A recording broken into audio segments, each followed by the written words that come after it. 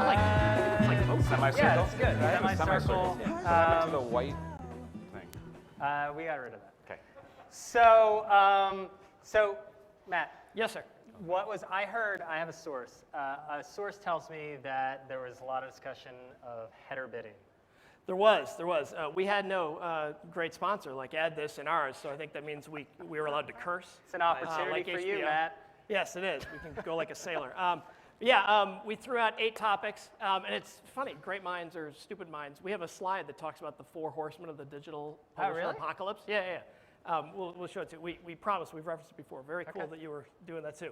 So yeah, we threw that out, and header bidding was one of 9 topics that we tossed out to the group, and about 50% of the time was talked about header bidding.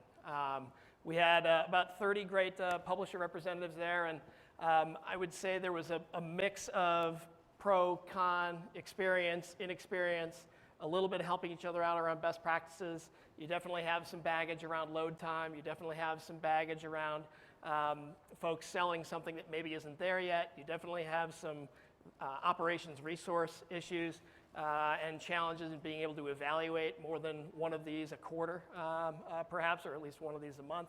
And then you had some issues around, where exactly does this fit within my current setup today, and how does it relate to my guaranteed business, which is pretty strong for a lot of folks. So it was, it's a neat moment in time having this past afternoon session, because it was, there's probably a 50-50 in terms of pro and con right now. Yeah. So did this come up at all, Daniel? Did this come up at all? Header bidding specifically, or across all the other topics that were discussed there? No, actually it didn't come up at all. That's what's always interesting about these town halls. Right? People discuss different topics. Often viewing things from different places. Yeah, I think probably predominantly because I think the publishers, rightly so, have to get into the nuts and bolts of how to enable this transaction. Where on the brand and agency side, we're talking much more about, it's a mix of education, how do I choose different technology partners, what are the techniques and skills I need to build inside my organizations, how do I partner. So education and then dealing with the complexity of the landscape are 2 big headlines. Yeah, right? Absolutely. Well, complexity is a critical piece, because once you decide that you have interest in actually executing programmatic campaigns, there opens the floodgates of what you need to now contend with in order to get to a place that you feel you're, quote, there. I think the question that came up repeatedly is, what is there? What does it mean I've arrived? And is this a never-ending, the long airport walkway path? Yeah. Got very philosophical. It's like waiting for Godot about tech. We're at Digiday. I figured philosophy was a good way to kick it off. We did. Well, I think it's important. I think it's an education opportunity. Both, I think it speaks to why people are here, but also the networking and the dialogue that people are looking for here. We kind of did a quick informal survey, how many people feel like, good, better, best, right, in terms of where you are in developing skills and technology or capabilities for using programmatic buying methodologies. And we were at a very small handful of feeling like really, really good. Much of the crowd feeling like doing pretty well, but still some people feeling like we're just starting. And so one of the big themes was the challenge between the tactics and how you really get good at the tactics and figure that out, because there was just a litany of stuff people are dealing with, and that list is the list we all know about, versus the strategy of why are we doing all this, and that disconnect was one of the big themes of how do you blend that together. So Matt, was there a lot of angst in the publisher room, or not so much? Not a ton. Maybe it was a Sunday afternoon kind of thing. Maybe they hadn't heard the stress from everybody else, or not, been ignored by too many buyers or something like that. But no, it was pretty positive. The second topic we talked about was around sales and operations teams and kind of where folks are. Of the 30 people in the room, I think we had a show of hands. There were maybe 5 of us that had a sales background or had sales as part of the function. So a lot of folks had, we're handling programmatic still at kind of that earlier stage, operations only, sort of separated out from the direct team. So, angst for them, it's been strong for them. We had one publisher say that, is there going to be a bubble and a backlash because this is working too well for us right now? That was one of the leads. And so, no, I would say, especially when folks, kind of monetizing mostly in the open auction today, a good 80-85% of that inventory, it's been quite positive and bullish, I would say, overall. Interesting. So I want to come back to this, but I want to go to the challenge boards, because then we can sort of circle back in. Jordan Valinsky, our breaking news reporter, is going to be reporting live from the challenge boards. Jordan, what's happening on that publisher? Do you got any fronts coming in, or We have storms coming. Like Yeah. all First one around. is header bidding. header bidding it? Header bidding is a big issue. Things working together. Exchanges that don't play nice together, and whatever else. Getting a bid distribution report on time and for a long period of time from SSS partners. And PMP, getting PMP sped up, in-app attribution, managing sales channel conflict, people issues. Okay, does this resonate?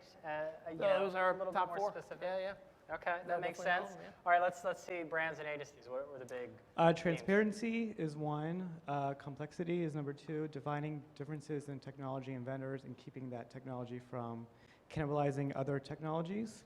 Okay. Quality, brand safety, data quality, Facebook, monitoring brand safety, Just- quality, Just Facebook. quality again. One word. Yeah, it's a very large sticky note. A lot around quality there.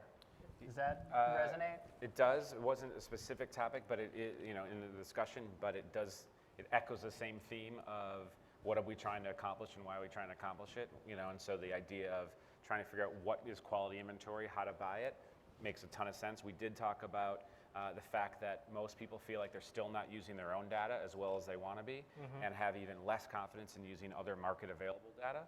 And so to me, that speaks right to this notion of quality, which is if you don't know how to leverage data to pick good inventory, then you've got that issue of why do I choose to buy anything? Yeah, and quite a few on the education piece there. I know there was like 5 or 6 around education. Sure. I guess that makes It's, look, with the number of tech providers that you need to speak with in a day, with the various pieces you need to somehow cobble together in order to actually have a vehicle that you can get in and truly drive, it's a lot of education required. Also was hearing a bit on the resource side, which is, it's great when we made the decision to do this, we may have one really expert, savvy person that's done programmatic before, perhaps across a number of different channels, but then how do you build a team?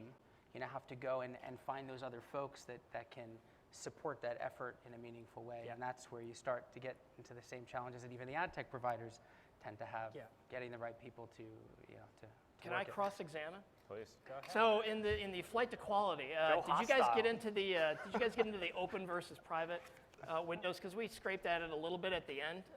There's so much good inventory still in the open, isn't there? Even though it's filled with a lot of other nefarious Well, stuff, right? the extent of that dialogue was, I think, the analogy I used of the Marshalls versus the Nordstrom's analogy, which would speak to, that open exchanges are a little bit more like Marshalls and the private marketplaces are more like Nordstrom's. You want that curated. Now, that was a comment I made. I saw a lot of head nods that say most people are not after cherry picking in the open exchanges, that you get what you can get there. Now, again, we didn't really go into that conversation, but there seemed to be, just perception-wise, I don't know if you disagree, that there is a certain desire to transact with publishers on a more private perspective than on just using the open marketplace.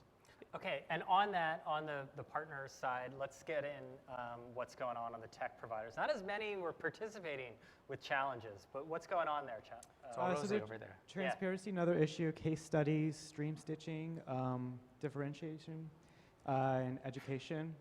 The clutter, agency and bioeducation. Yeah. Seamless integrations, education. Always the complaints about agencies being uneducated. A lot of the It's the job, salespeople in this space for tech providers are just as uneducated about these things. So, it isn't even, to be fair, Hey, let's be fair. I think that's across the board, Remember the peer group, where wow, things are right. moving quickly, it takes a lot to really stay up to speed and make sure you're always providing value in your conversations and not just simply, spinning the news cycle forward. So, Yeah. just being candid. Okay, Thanks, Trey. cool. Matt, Daniel, thank you. We're out. Thanks. Appreciate it. Thank you, Jordan. Just a reminder, we're going to